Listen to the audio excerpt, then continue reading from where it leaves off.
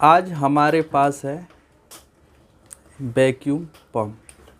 Vacuum pump का use क्यों करते हैं? वैक्यूम पंप का यूज क्यों करते हैं? कहाँ पे यूज होता है? अर्थात हम वैक्यूम कहते हैं कि जो किसी बंद कमरे से उसमें किसी पार्टिकुलर पाइप हो या किसी भी उसमें से हमें फ्लू गैस को निकालना है, व्यर्थ की गैस को निकालना है, तो हम क्या करते हैं? एक प्रकार का वैक्यूम सक करने वाला मशीन का यूज करते हैं। मशीन का यूज करने से हम उसके अंदर की जो भी फ्यूल गैसें होती हैं, जैसे कि कुछ भी हो, जैसे आजकल गाड़ियों की धुलाई में अंदर के कवर को धुलाई करने के लिए वैक्यूम करता है। वैक्यूम क्या करता है? वहाँ पे डस्ट पड़े हुए को उस अपने अंदर में एब्जॉर्ब कर लेता है। उसी तरह हमारा ये वैक्यूम पंप है। वैक्यूम पंप से हम एसी, फ्रिज, वाटर कूलर में कंप्रेसर, जहाँ पे रेफ्रिजरेंट का यूज होता है वहाँ पे हम इसको लगा के वैक्यूम कर लेते हैं। वैक्यूम करने से उसमें से अच्छा से फ्लू गैस सक कर लेता है और हाई इफ़िशियंसी पर उस पर वैक्यूम क्रिएट करता है। अब इसका काम क्या है? एक काम करता है हमारा वैक्यूम क्रिएट करना, अर्थात निर्वात। निर्वात मतलब कि जो भी फ्लू गैस किसी बंद बर्तन में है उसको बाहर निकालना, वो उसमें न रहे। वैक्यूम करने के समय हमको ध्यान देना पड़ता है कि क्या करना चाहिए। वैक्यूम करते समय ध्यान देना चाहिए कि हमें क्या क्या करना है। ये रहा हमारा चार्जिंग लाइन का कनेक्टर, ये रहा एग्जास्ट का, ये रहा ऑयल का, ये रहा ऑयल लेवल। वैक्यूम मशीन हमारा अच्छा कम माना जाता है जब उसमें प्रॉपर ऑयल हो और अच्छा खासा स्पीड हो वैक्यूम करने का और अच्छा सा सब कूलिंग करने का। इसमें क्या लगा रहता है? ये एरिया वैक्यूम मशीन है। ये हमारा एक प्रकार का मोटर है। मोटर बोले तो 1/3 HP का मोटर है। इधर हमारा फिंस लगा है 1/3 का मोटर। ये वैक्यूम मशीन, इसके अंदर हमारा कैपेसिटर होता है, OLP होता है और वायर होता है। मोटर को चलाना है तो हमें कैपेसिटर का यूज करना पड़ता है, अर्थात ये मोटर हमारा नहीं चलेगा। ये रहा हैंडल। ये हमारा मशीन जो है वैल्यू कंपनी का है। वैल्यू, इसका कैपेसिटी 57 लीटर पर मिनट है, अर्थात हम कह सकते हैं कि 57 लीटर एयर किसी बंद बर्तन से हम निकाल सकते हैं, वो भी कितने मिनट में? 1 मिनट में। इसको ऑपरेट करने के लिए हमें क्या लगता है? ये हमारा 230 वोल्ट की सप्लाई चाहता है।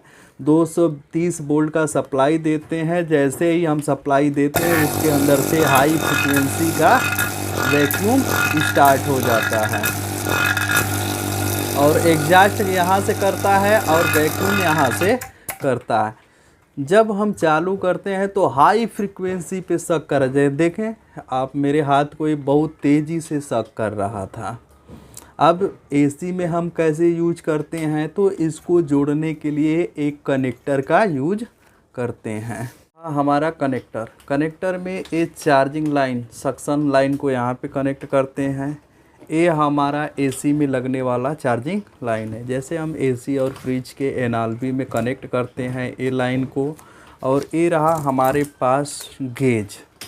ये गेज में हम देखते हैं कि कितना PSI गैस है, अंदर क्या वैक्यूम हुआ या नहीं हुआ। वैक्यूम को इस गेज में देखकर हम लोग पता कर सकते हैं कि कितना वैक्यूम हुआ या नहीं।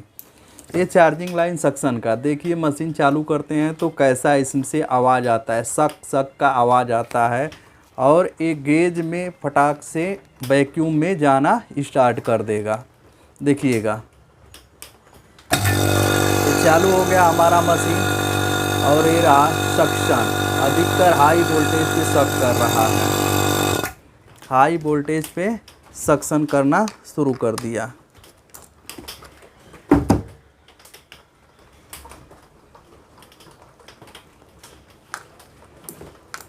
रुक ले हुआ ना। ये रहा हमारा कंट्रोलर और ये रहा हमारा गेज लाइन, ये रहा हमारा चार्जिंग लाइन, चार्जिंग लाइन का एक हिस्सा वैक्यूम में लगा रहता है और एक हिस्सा एसी में लगा रहता है। अब देखते हैं कि कैसा आवाज़ आता है जब वैक्यूम करते हैं। देखिए ये हम वैक्यूम चालू कर दिए तो यहाँ से एग्जॉस्ट गैस पास हो रही है, यहाँ से सक्शन, और यहाँ पे देखिए माइनस में वैक्यूम जाना शुरू कर दिया, वैक्यूम जाना, ये वैक्यूम में जा रहा था। ये हमारा कंप्रेसर में लगा रहेगा, ये रहा हमारा चार्जिंग वैक्यूम में लगा रहता है। जब हमारा पूर्ण रूप से किसी भी फ्रिज को, एसी को वैक्यूम कर लेते हैं तो उसके बाद हम रेफ्रिजरेंट गैस को चार्जिंग करते हैं। इस मशीन को हम चलाने के लिए इसका रेटिंग दिया रहता है कि कितने लीटर का हम वैक्यूम खरीदें। वैक्यूम कैसा खरीदें, टेक्नीशियन को ज़्यादा मात्रा में कभी कभी कन्फ्यूजन रहता है नए टेक्नीशियन को कि कैसा वैक्यूम पंप लेना चाहिए। वैक्यूम पंप वैसा लेना चाहिए जिसका CFM 2.0 के अप्रॉक्स हो, वो हमारा बेटर वैक्यूम पंप माना जाता है। हालांकि इसका 2.0 नहीं है, उससे कुछ कम है। वैक्यूम पंप में सावधानियाँ, इसमें हमेशा ऑयल का लेवल बना रहना चाहिए। ये रहा फिन्स, इधर के फिन्स यानी फ़ैन, एग्जॉस्ट फैन, जब हमारा मोटर हीट कर जाता है तो हीटिंग को एब्जॉर्ब करने के लिए एग्जॉस्ट फैन लगा रहता है। एग्जॉस्ट फैन बराबर ओके होना चाहिए, कूलिंग करते रहना चाहिए। इसके अंदर पार्ट लगे होते हैं, कभी कभी हमारा मशीन ओवर हीट होकर बंद होता है, ट्रिपिंग करता है, बार बार ट्रिप करता है, बराबर चलता नहीं, तो इसके अंदर एक कैपेसिटर भी होता है, वो उसको भी देखना पड़ता है। ये रहा हैंडल, हैंडल इतना सूटेबल है कि आप इस मशीन को कहीं भी पकड़ के कितना भी दूर लेकर आराम से चले जाते हैं। इसका हैंडल बहुत ही मजबूत क्वालिटी का होता है। ये रहा ऑयल रिफिलिंग का एरिया। ये ऑयल रिफिलिंग के समय हमें इस कैप को खोलना पड़ता है। इस कैप को आप आसानी पूर्वक खोल सकते हैं। खोलने के बाद इसमें से इसका लेवल, ऑयल का लेवल 200 ml इसमें ऑयल का लेवल पड़ता है, या आप आसानी पूर्वक इसको देखकर आप इसके अंदर ऑयल डाल सकते हैं। ऑयल डालते समय ध्यान रहे कि इस इंडिकेशन से ऑयल ऊपर ना जाए। वैक्यूम को अच्छा साफ़ सुथरा क्लीन हमेशा रखें और इसमें किसी भी प्रकार का चोकअप नहीं होना चाहिए। कितना लोग वैक्यूम के मशीन को लाए किसी तरह रख दिए, वैसा नहीं होना चाहिए। हमेशा उसको साफ़ सुथरा ढक के रखना चाहिए, क्योंकि इसमें से अगर कोई भी डस्ट इसके अंदर चला गया तो सही से काम करना बंद कर देगा और हमारा प्रॉपर से वैक्यूम होना भी बंद हो जाता है।